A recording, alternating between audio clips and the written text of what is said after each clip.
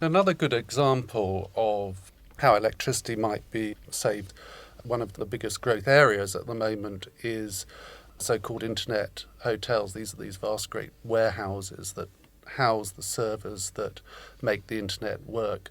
And at the moment, they tend to be based close to the centres of IT excellence in California or India or wherever, in relatively hot places, and they require huge amounts of power for air conditioning. There's no reason they have to be based in these places. They can be based in much colder places where they won't need so much air conditioning, if any. And indeed, there are plans afoot to locate a whole sort of town of these things in places like Iceland or offshore on ships. IT will grow. I don't think there's anything that we can do to stop it, nor should we want to do it. And this seems to me just a powerful argument for figuring out how to run our power stations more efficiently or build more efficient power stations. I like the idea of using servers to heat Iceland. Maybe we could use them to heat Aberdeen or other places in Britain that are cold.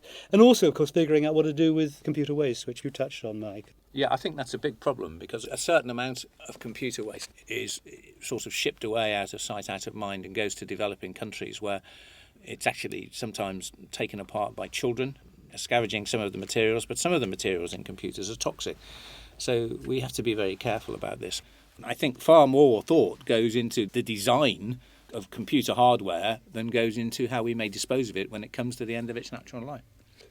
But I think one thing we all agree is that IT is here to stay, that it gives us opportunities, and this is just an argument for doing it better, finding ways of using what we've got to move towards a more balanced world economy.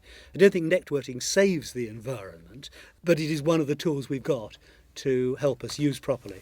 Moving away from the environment for a while, the idea that the weightless economy provides some kind of panacea and an opportunity for sustainable growth is contentious in other respects too. Britain is a classic example of a post-industrial society. Less than 15% of our output these days is manufacturing. The rest is largely service-based and transport and so on. And we've become very dependent in this country in particular on financial services, which for many years politicians have trumpeted as a fantastic success story.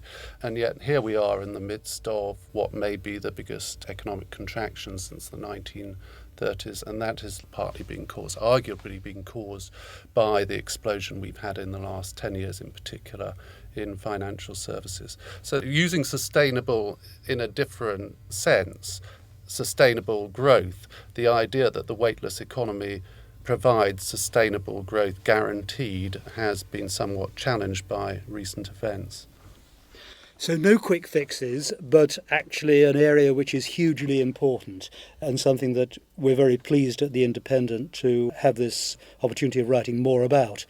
That's it for this time. I'm Hamish McRae, and joining me in the discussion were Michael McCarthy and Jeremy Warner.